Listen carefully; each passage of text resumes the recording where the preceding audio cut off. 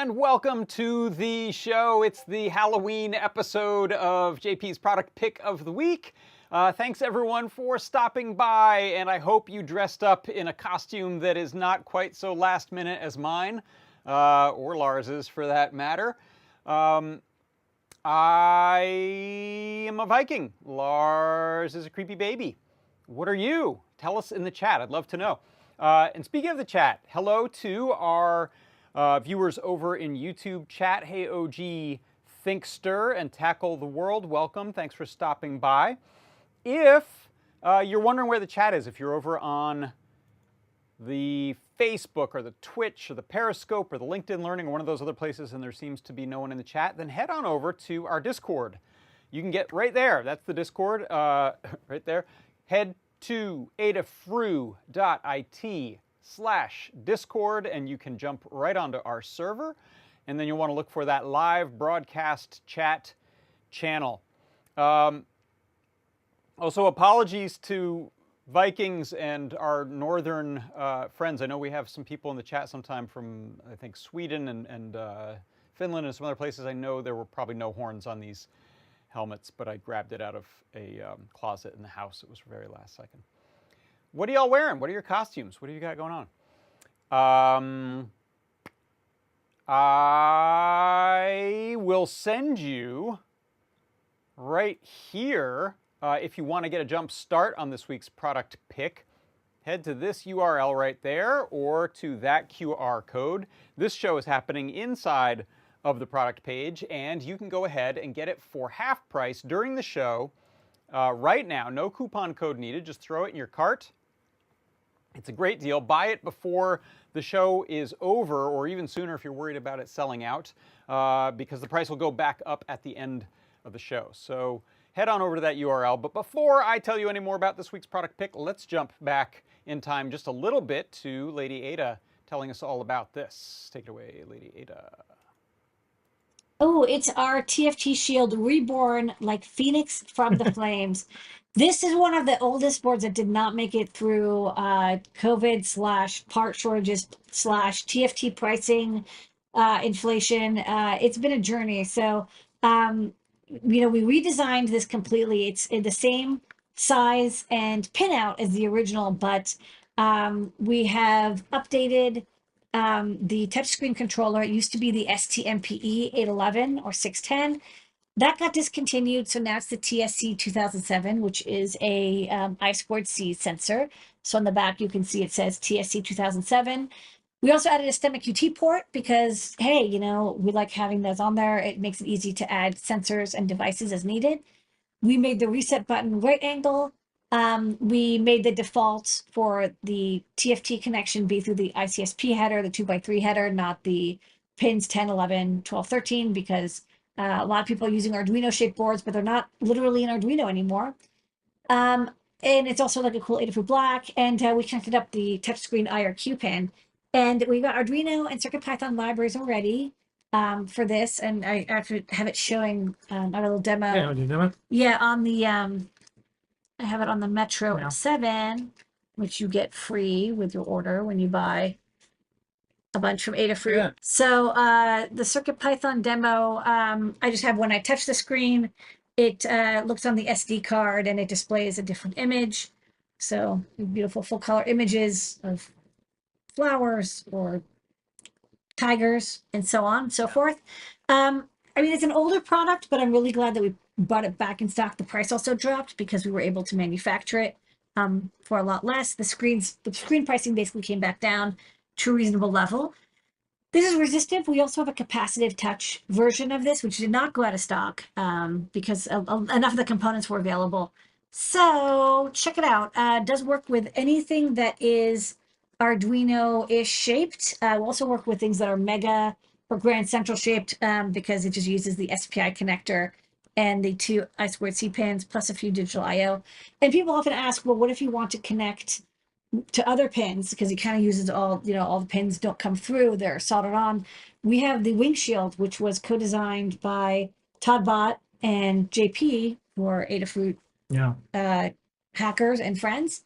And they still get a cut every time we sell them. So pick up one of those, and that will bring out all the GPIO if you want to connect more stuff to your screen.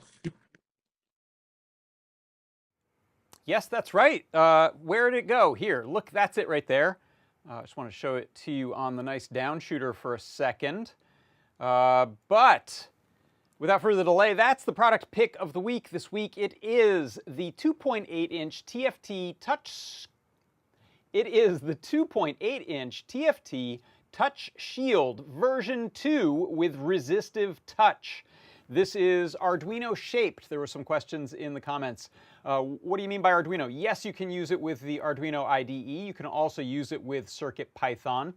The pin spacing and pinouts are designed for that classic Arduino shaped board. I happen to have a Metro RP2040 here that I'm going to use, but you can use it with a Arduino, you can use it with a Grand Central, you can use it with any of our Metro boards. They all fit that pinout. So let's go ahead and show that connection first, and I'll also address the topic of additional pins if you need to. So what you'll see here is this has a hardware ICPS connection. That's this little 2x3 connector here. That is a full-time SPI, hardware SPI connection, and that is the default. You can see here on the bottom of the board, you can use ICSP by default, or you can cut those traces and then solder these jumpers if you want to use the software SPI or the SPI pins along the sides. But if you use it this way, you just want to be careful to align the little ICSP header as well as the other pins there. Plug that in. This is now getting the touch screen over I2C, and it is sending the screen data as well as, if you're using the little SD card reader that's built in there, over SPI. So let me find somewhere hidden in here a USB-C cable and plug that in. Let me adjust my white balance and exposure a little bit there. Okay, so for the first demo with this, let's connect to it in the REPL. So I'm going to do some screen rearranging here, and let's do Disco Tool, name is Metro. So you can see here, as I touch the screen, we're registering X and Y coordinates, and this element kind of thinks it's sideways, so you'll notice that X and Y look reversed there. So as I go down, that first number gets down to 400, goes up to about 4,000. As I go left to right, that second number goes about 270 or so, up to 3,700 or so. And that final number there is the pressure. So that you can see, the harder I press on the resistive element without just breaking the screen, so be a little bit careful, it can register some degree of pressure. It's not super precise. This is much less expensive than the capacitive touch version of this, and so if there are cases where you wanted to use something like a little stylus or some other way of actuating this that isn't a finger, and you don't need that kind of precision, you can save some money using a resistive touch display, kind of like your old Palm Pilot, if you remember those. So that, if you want to look at the code here, you can see is pretty straightforward. I'm importing the board for pin definitions, and I'm importing the TSC 2007. That is the new chip. There was a previous chip that's not available anymore that we used to use for resistive touch. So we have a library for this in CircuitPython. You can also do this in Arduino. We're setting up I2C on this board. We don't need to use an IRQ for that pin. And then we're setting up the touchscreen element here as TSC, Adafruit TSC 2007 on the I2C. And then the main loop here is just saying if it's touched. So that is one of the things you can just ask, tsc.touched. If it's not being touched, we don't do anything. If it is being touched, we'll go ahead and create this variable called point, which is the 3 pieces of data that come from the display, which are the X, Y, and pressure. And then we're saying, okay, if the pressure is greater than 100, we'll go ahead and print that out, so we just don't get any false reads if it's kind of on the edge there. Now, to do something a little more interesting with it, what I'm going to do is copy this slideshow code, and this code, all of this code is in the Learn Guide for this display. So what am I doing? Let me open up code, and I'll paste the new code into there and save.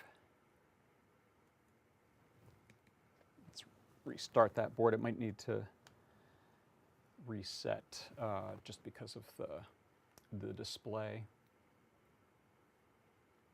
Uh-oh, why am I seeing no image? We should see a slideshow image in here. Let me see. Let me double check I've got everything plugged in. Yeah. Is there a chance I saved to a board other than the one I think I saved to? Yeah, sure is. I have 2 CircuitPy drives. I think I just saved that code over my camera switcher over here. Whoops, I usually yeah, I should have noticed the code. All right, here we go. I'll have to fix that later. Okay, here we go. So it's booting up. Now, this is being used as a sort of slideshow display. Everyone loves a good slideshow. And now the touch screen is just being used as sort of 2 directions. So if I touch over here on the right, we're going to go to the next image. If I touch on the left side of the screen, we'll go back. So this is a really simple, primitive use of the touch screen, but it's almost fail-safe. You can use something like a user interface that has some big buttons on it, maybe 4 buttons, 5 buttons on it that are big touch areas, and that'll work great. So you can see here I'm advancing forward through. We have a pretty fast refresh of these BMP files. Oh, look, when did that get on there? I saved, somehow, I saved an image of this fireworks. I didn't know I had done that. Oh, that's the GIF. Yeah, the GIF turned into a BMP for a sprite sheet.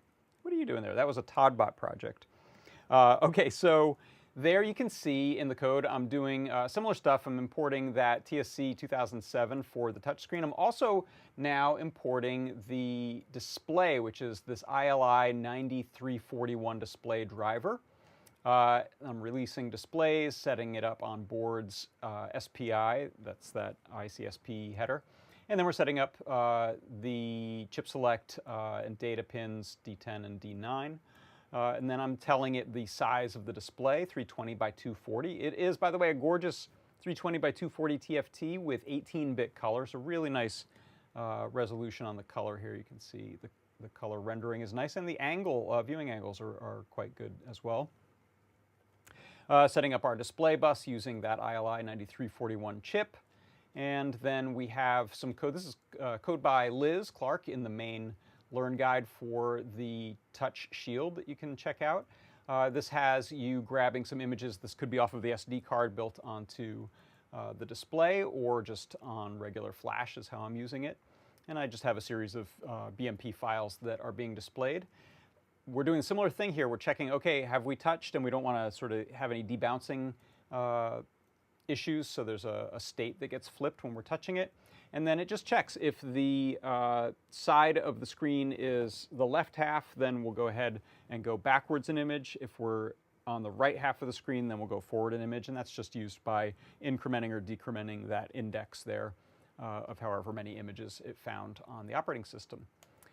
So if you want to check out, let's switch over to this for a second. The page, let's see if we still have them in stock.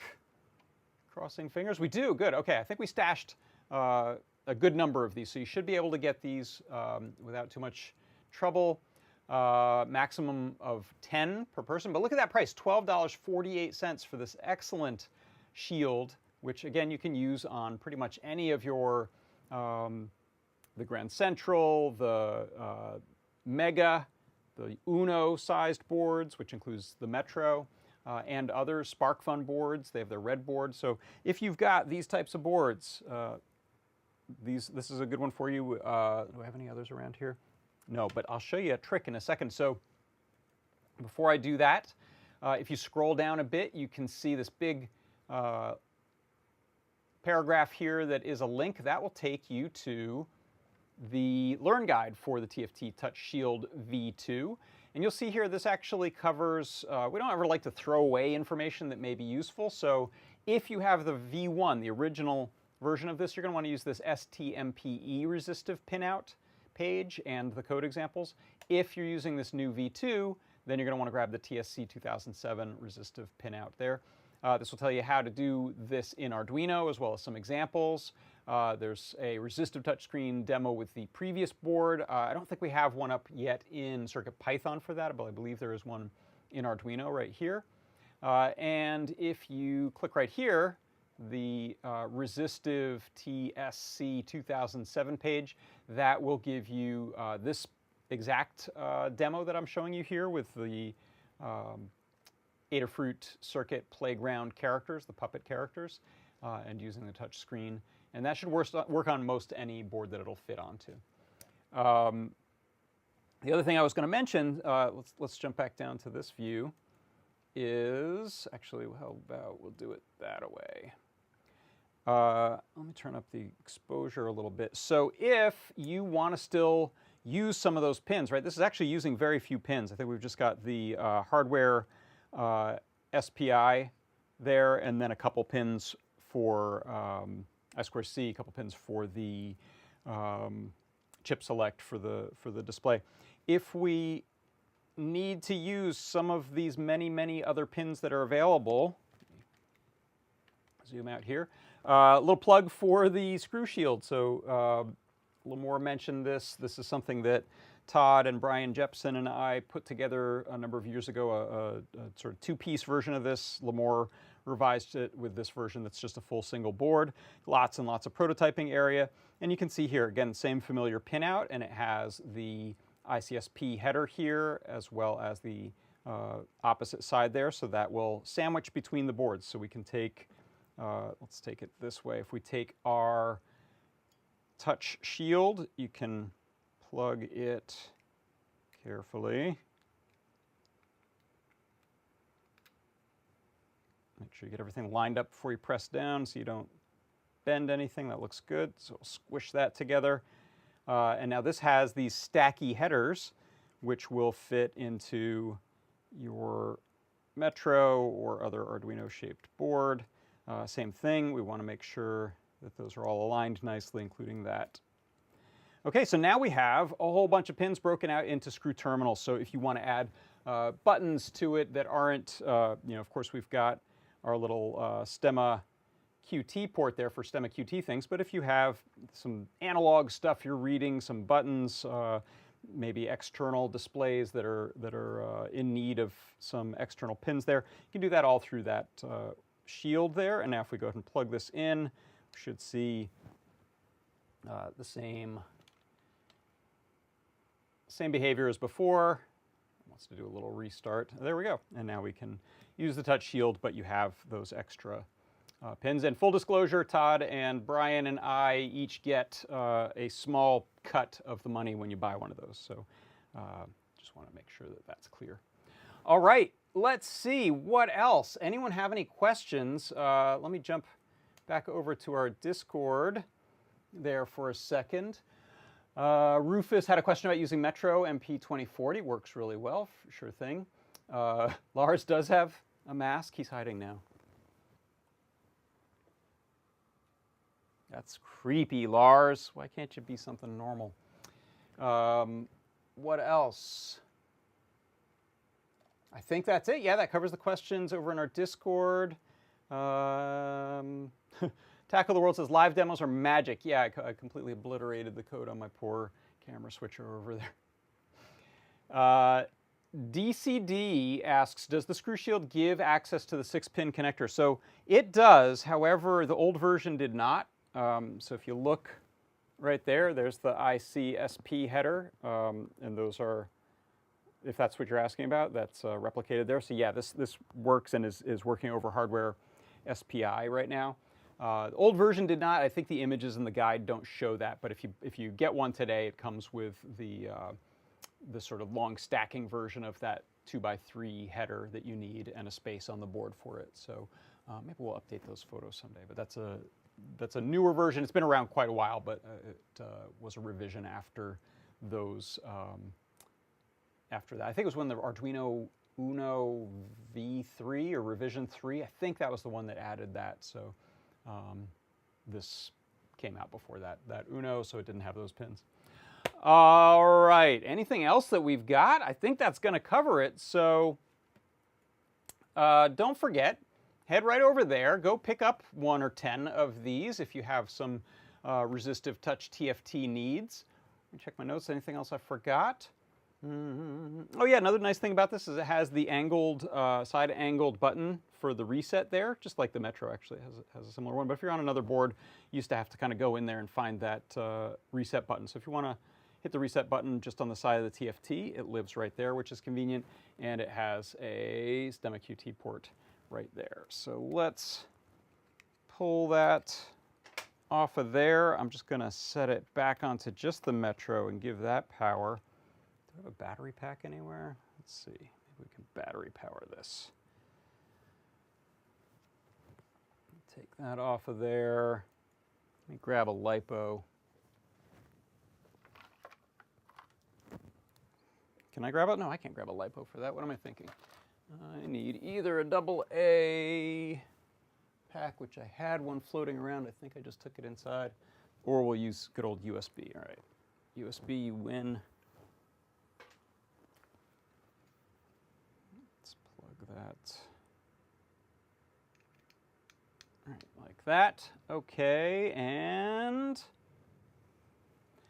that right there is my product pick of the week this week. It is the 2.8-inch TFT Touch Shield version 2 with resistive touch screen for Arduino and Metro-shaped boards. Whew. Thanks everyone for stopping by. For Adafruit Industries, I'm John Park. Happy Halloween. This has been JP's product pick of the week, and I'll see you next time. Bye-bye.